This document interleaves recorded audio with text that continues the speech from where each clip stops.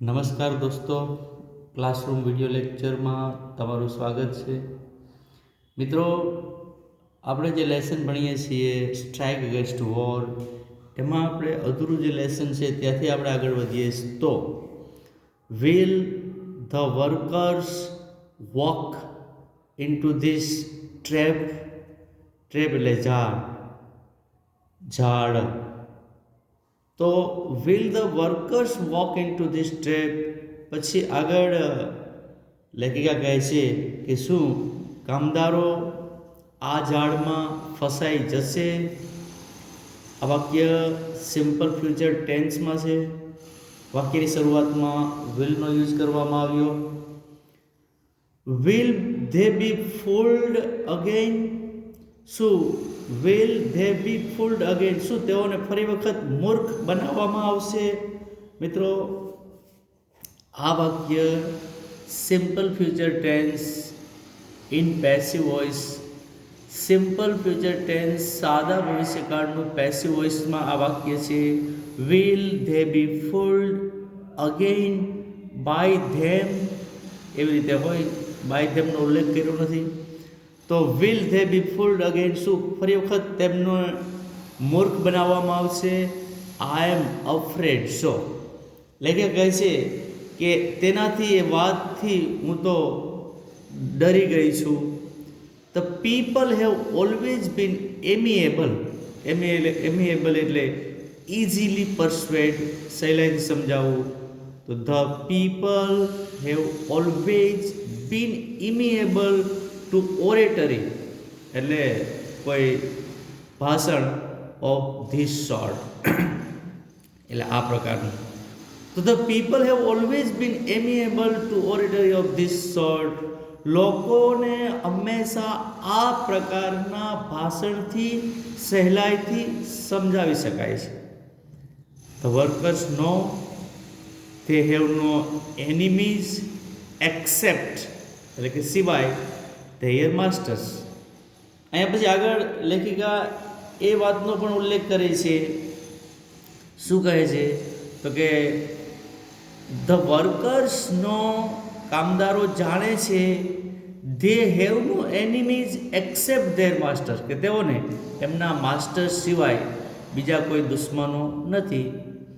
They know that their citizenship paper are no warrant, એટલે કે ખાતરી, for the safety of their wives and children.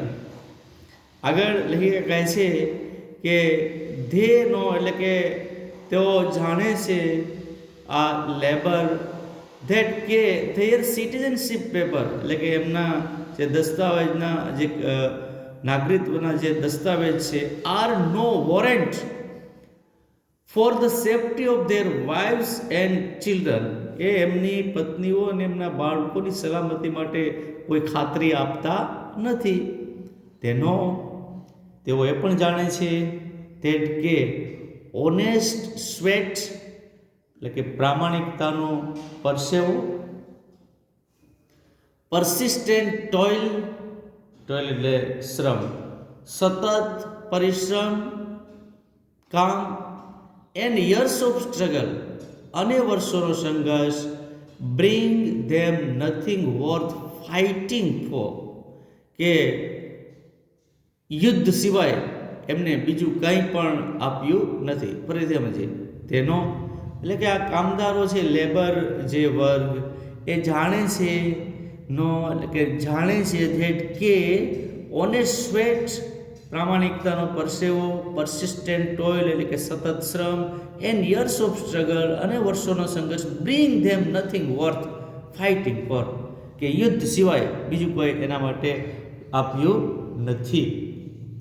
Yet તોય, deep down in their foolish heart, તેમ છતાં એમના મૂર્ખાઈ ભર્યા હૃદયમાં ઊંડે ઊંડેથી, આ લેબરની વાત છે.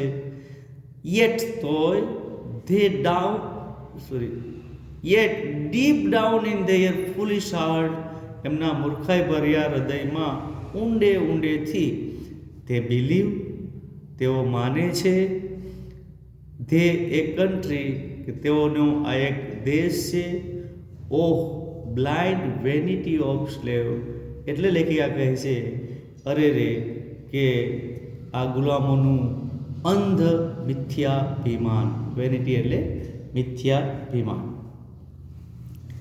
The clever ones up in the high places know how childish and silly the workers are. The clever ones એટલે જે બુદ્ધિશાળી લોકો છે એની વાત કરી છે અહીંયા લેખિકાએ. ફરીથી સમજીએ. The clever ones up in the high places, એટલે કે ઊંચા પદ પર બિરાજમાન બુદ્ધિશાળી લોકો નો જાણે છે how childish and silly the workers are, કે આ કામદારો કેટલા બાળક બુદ્ધિના અને મૂર્ખાઓ છે તેઓ જાણે છે. ધેટ કે if the government dresses them up in khaki, પછી આગળ લેખિકા એ પણ કહે છે કે તેઓ જાણે છે કે જો ગવર્મેન્ટ એને ખાખી પોશાક ધારણ કરાવી દે and gives them a rifle, એમને હાથમાં એક રાઇફલ અપાવી દે and start them off with a band and waving banners, અને પછી રાષ્ટ્રધ્વજ ફરકાવતા અને બેન્ડની ધૂન સાથે એમનું જો પ્રસ્થાન કરાવે તો they will go forth to fight valiantly, એટલે કે ઇરાદાપૂર્વક જ for their own enemies, તો તેઓ એમના પોતાના દુશ્મનો ખાતર તેઓ આગળ યુદ્ધ કરવા માટે તૈયાર થઈ જાય છે.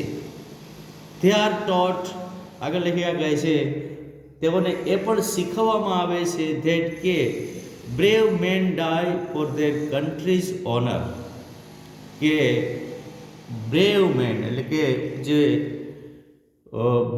બહાદુર લોકો છે એમના દેશના આન બાન શાન ને ખાતર એ મૃત્યુ પામે છે. તો મિત્રો આજનું કામ અહીં રાખીશું. અહીંથી આપણે આગળ વધીશું. Till then take care and good bye.